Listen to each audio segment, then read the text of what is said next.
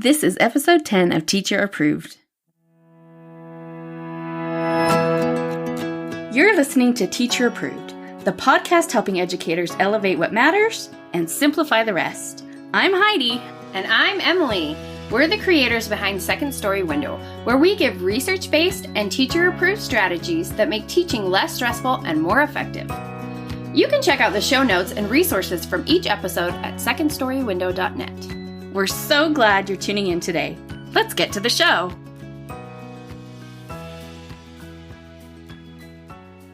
Hey there! Thanks for joining us today. In today's episode, we'll be discussing what you can do now to make back-to-school season easier and sharing a teacher-approved tip to help you feel unexpected free time. We're starting our episodes with a morning message, just like we used to do at morning meeting in our classrooms.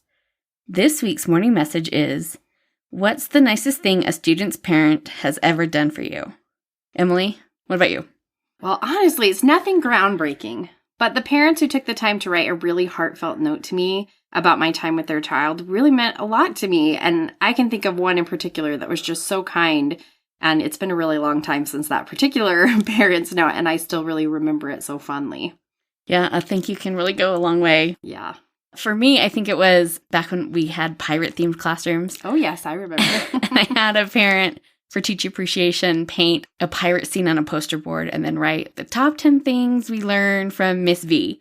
And of course, they were all pirate-themed and they were so clever, like learn how to count our doubloons and learn how to spell doubloon. And like, it was just so cute. And then I used that for years as my back-to-school bulletin board before I had student work to put up.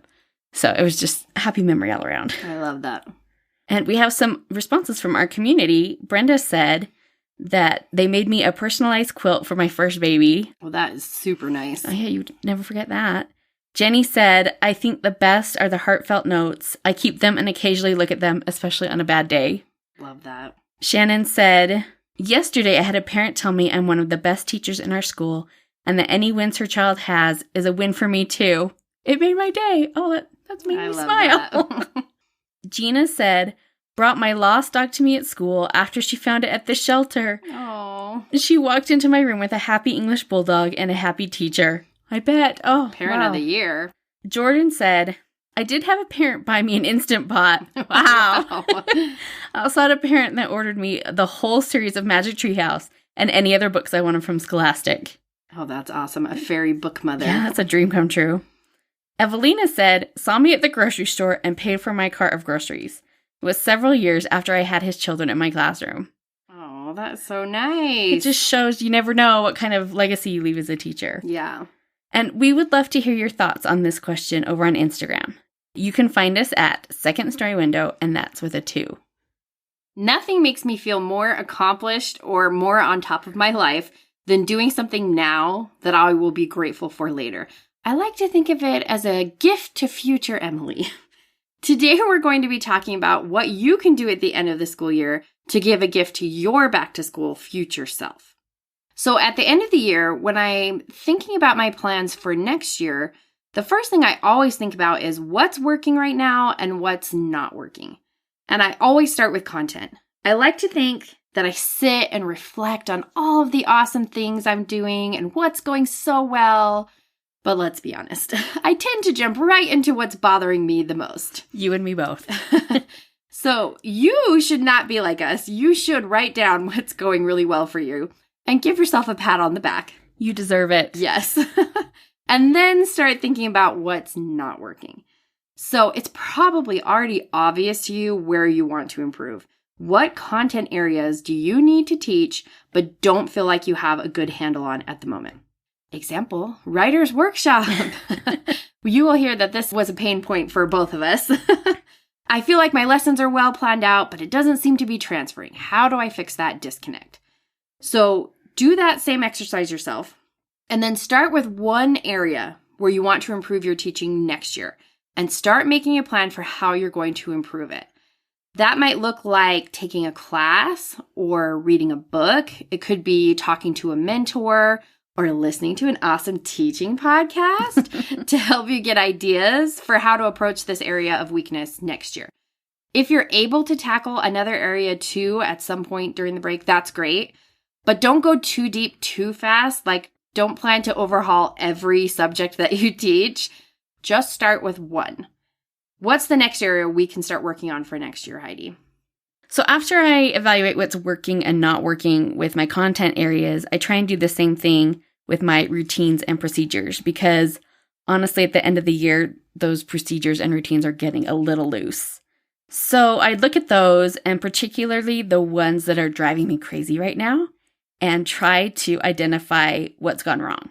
And these are the types of questions I ask myself about a procedure or routine that's not working. Number one is, do I have a clear vision of what should be happening with this procedure?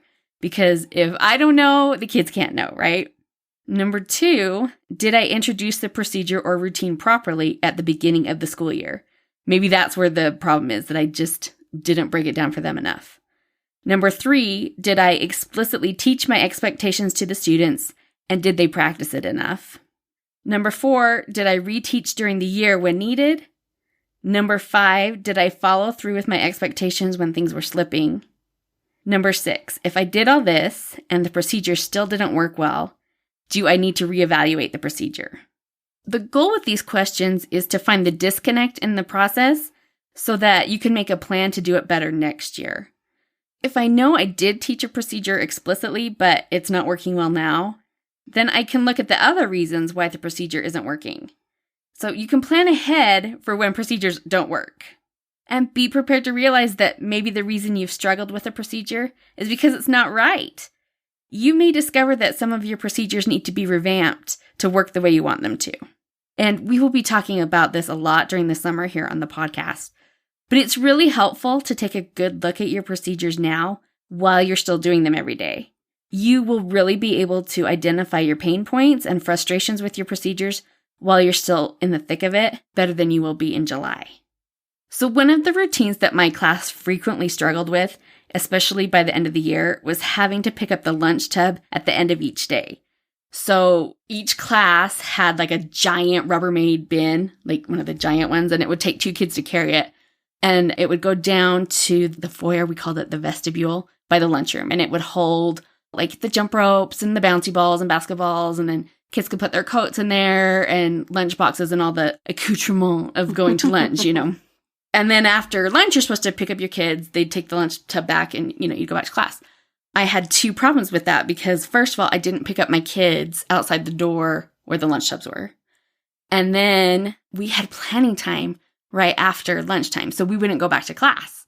So I would forget to remind kids to go pick up the lunch tub, and so it'd be the end of the day. Kids would need their coats and lunch boxes out of it, and the tub is clear on the other side of the school. So I would send the kids who were supposed to have gotten it at lunchtime to go pick it up. And, you know, because it's the end of the school year, it's now become game time. And I've more than once had other teachers have to walk those children back to my class because they were causing disruptions in the hallway, you know, trying to push each other in it, trying to tug of war it, and all the things kids can do unsupervised in the hallway. So I need to take a minute to kind of figure out where this has gone off the rails. Yeah, so let's apply these questions that we just talked about to this routine and see if we can work out a plan together. So do you have a clear vision of what should be happening with this procedure? Yes. So I want, in my ideal world, I would go to meet my kids after lunch. They'd, you know, smiling at me in their 2 straight little rows and waiting for teacher. And then when I start to take them inside, the 2 kids that are supposed to get the tub that week would just, you know, remember and walk off and go get it, take it back to the class, and then join us for whatever specialty class we had.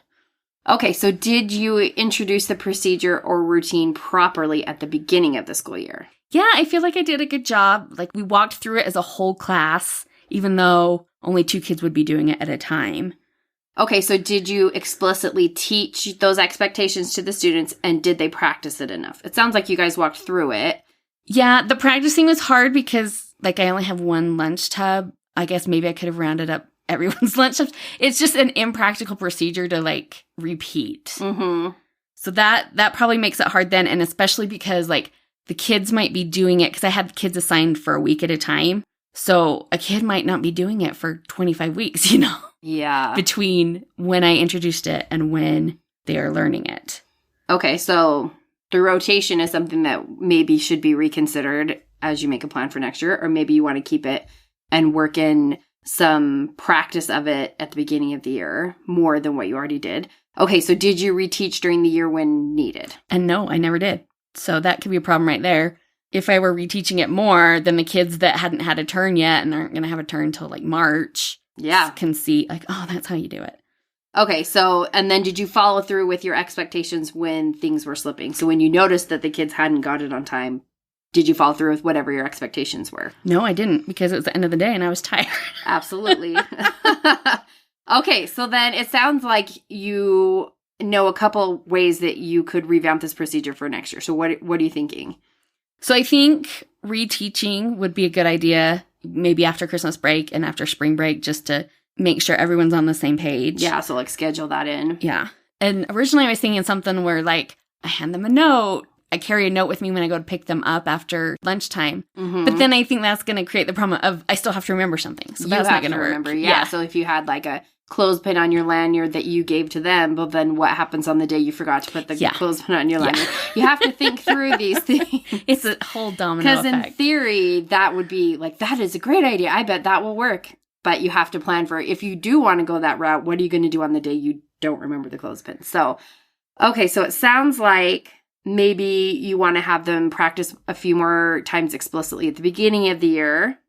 And then I think maybe some kind of consequence, and I don't mean that necessarily in a negative way. Oh, just like a natural consequence. Yeah. Because you've forgotten to do it at this time you were supposed to, here's what will happen if that happens. So maybe I'll have like some default lunch tub getters. Like if you forget to do it after lunch, then at the end of the day, these two kids that I know are responsible and can like get it without drama will just be the automatic substitutes.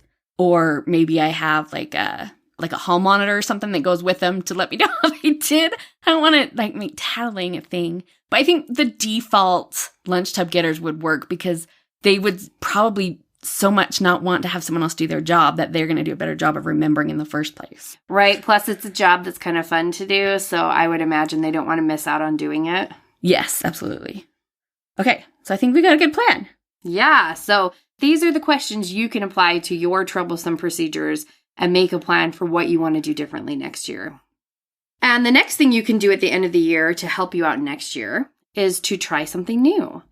Because there's so much freedom at the end of the year, it can be frustrating how things start to come undone at the end of the year after you've worked so hard on them.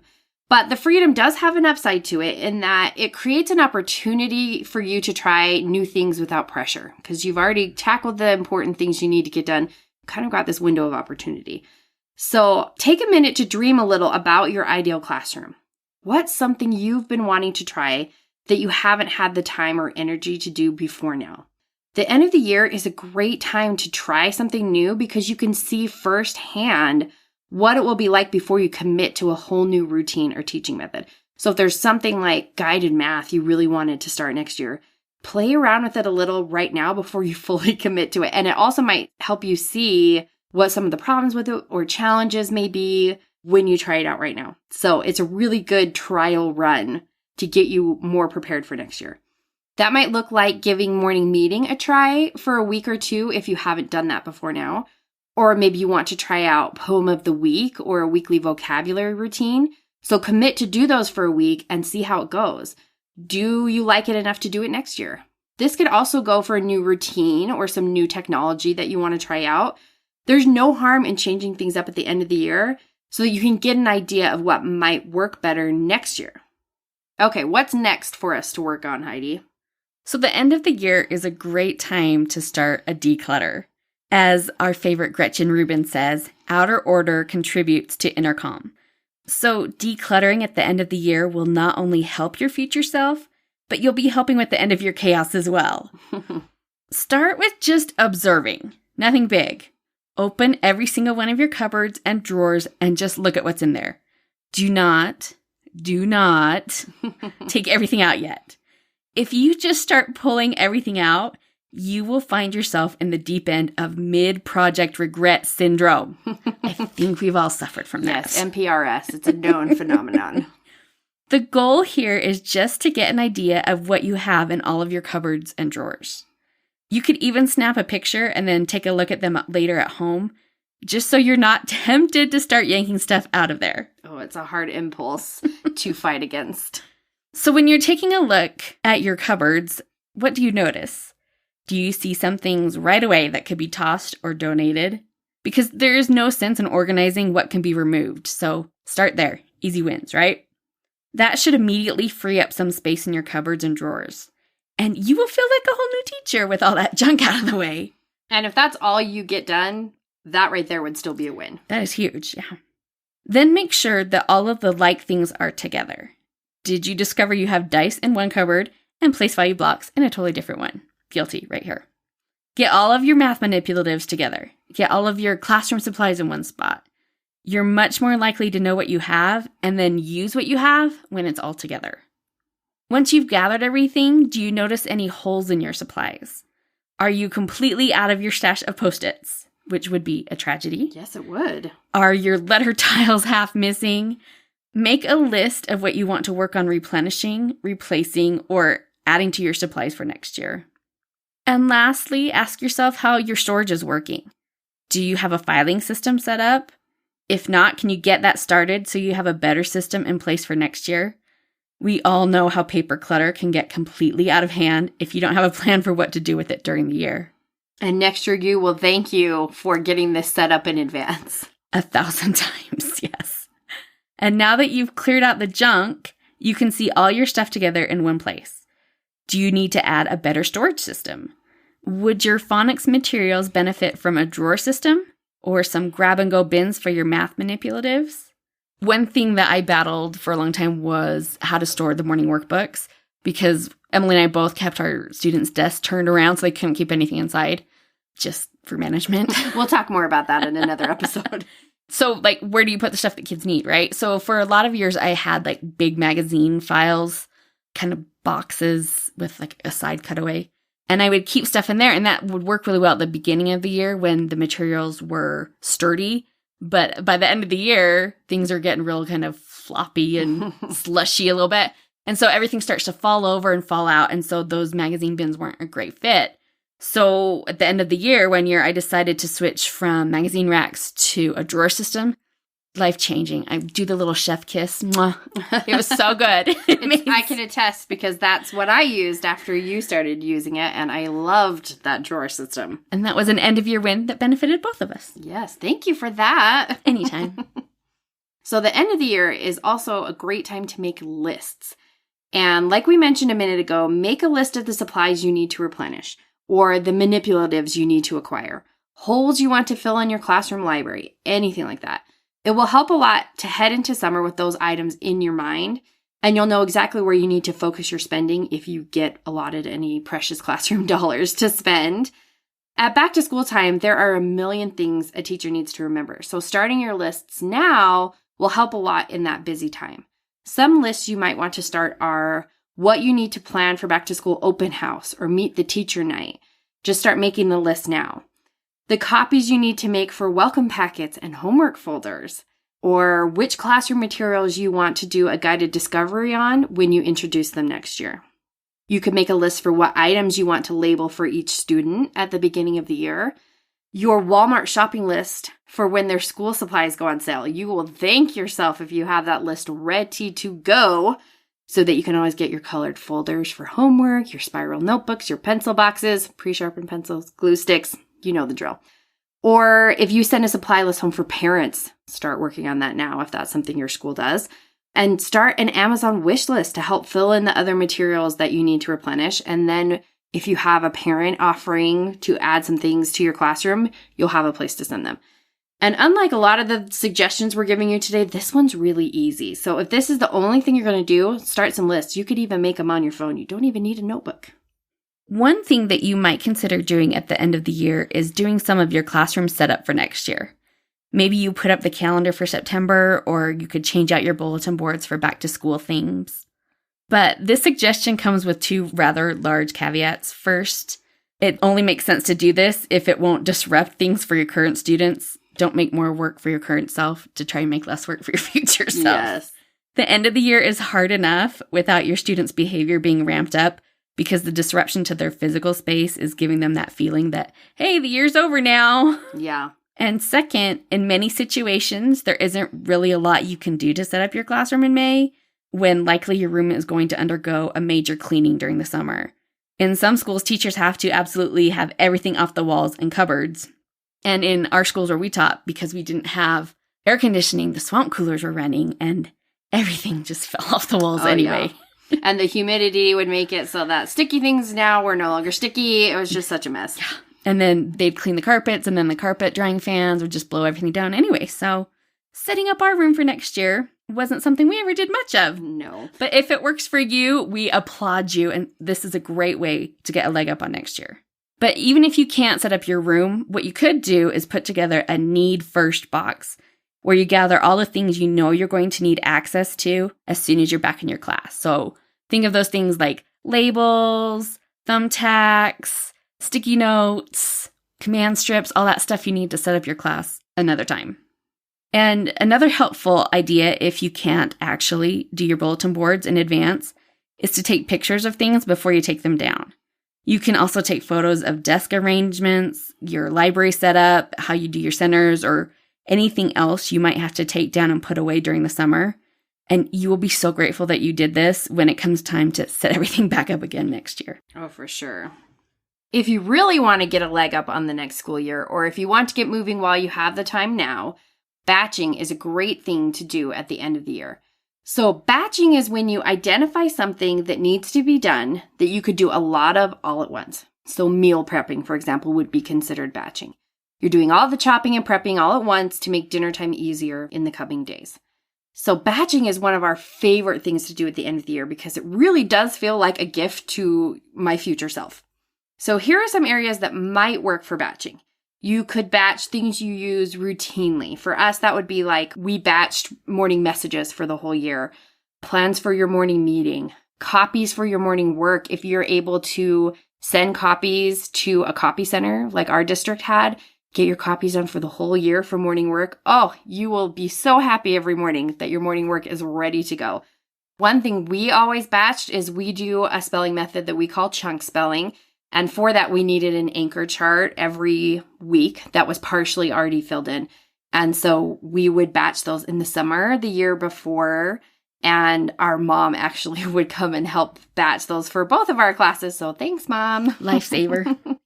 You can batch things you use for special occasions. So holiday art projects, parent conference, hallway displays, anything for back to school night. A great one to batch is gifts. So like Christmas, birthday, end of year gifts for your students. Start getting those together now. Then you could batch things that make life easier, like an inside recess activity box or a time filler activity box, things for your theme days or putting together a sub binder or new student packs. And then you can use batching to help you with things you wish you did. So all the stuff your ideal teacher self envisions doing but never gets around to. Maybe you will actually do these things if you batch them in advance. We can speak from experience that is very true for us. Things we've batched are the things we finally managed to do. So that could be, if you listen to a previous episode, it could be notes for your sixth graders. That was in episode 8. If only I'd thought of that then. Yes. Parent volunteer thank yous, back to school gifts or notes for your team, coworker birthday gifts, all the stuff you see on Instagram that you're like, oh, I wish I did that. Well, do it now. If you have the time and the energy, batch it now. But if you're batching stuff ahead, the keys to remember are first, plan for extras. Make extra copies, grab extra gifts. We fell into this trap before when we batched some things for our preschool. Totally didn't plan for extra gifts, so I thought I was prepared until it's, 2 days before I need to hand them out, and I'm driving all over town hitting up bookstores to find extra copies of books that I was so prepared and bought on clearance the year before. Yes, sometimes when you batch things, if you didn't plan ahead for extras, you just check it off in your brain and then you don't think about it again until the moment you need it. So be careful about that. Don't fall into that trap. Know how much you've actually finished of these batch tasks too. You don't want to mistakenly assume you finished a task that you actually only started. Also know this one from experience. And then know where your stuff is stored. I cannot tell you how many times I've done something in advance and then can't remember where I stashed it. So you could start a spreadsheet to keep track of what's done and where you put it. You could send yourself an email. That's what I do. So when you can't find those birthday gifts you prep, you go search your inbox for the message you sent yourself of like, oh, I put them in the cupboard by the sink. Yes. You could set up a photo album in your phone to keep track of what you've batched. Just make a special album with pictures in there. Or you can just keep a running list in your plan book. Or you can use the Peak Nest app, which we've mentioned in a previous episode. That's kind of perfect for this particular use. Yes, that's what I use it for all the time. So, in summary, if you're looking to get a start now on back to school tasks to give your future self a gift, here's what we recommend. Number 1, evaluate what's working and what's not working with the content you teach. Number 2, evaluate what's working and what's not working with your procedures and routines. Number 3, try something new. Number 4, declutter. Number 5, make lists. Number 6, set up your room. And number 7 is batching. Again, a lot of the suggestions we made today might feel overwhelming when you're burned out at the end of the year. But if you can only manage one thing from today, start a list. Just start a list. Even if you can't fully fill it out right now, just having a notebook with all your lists started is already a leap forward in the back to school prep race. Now let's talk about this week's teacher approved tip. Each week, we leave you with a small actionable tip that you can apply in your classroom today. This week's teacher approved tip is make a time filler activity file. So a time filler activity file is exactly what it sounds like. It's a file of ready-to-go activities you can pull out on the spot when you find yourself with unexpected time to fill. Like when your students are supposed to go to art class, but there's no sub that day. So guess who doesn't get planning time? This can save you on those days when there's a fire drill scheduled for the middle of math and you need to stall before starting your lesson. Because no sense wasting a good lesson on a fire drill. Or a guest speaker doesn't show, or you get back from a field trip with an hour left in your day. Live through all of those, right? To make your activity file, decide on the container that works for you. You might want a hanging file or a binder. A magazine box might be the perfect size. And then find a few activities that could fill 30 to 60 minutes.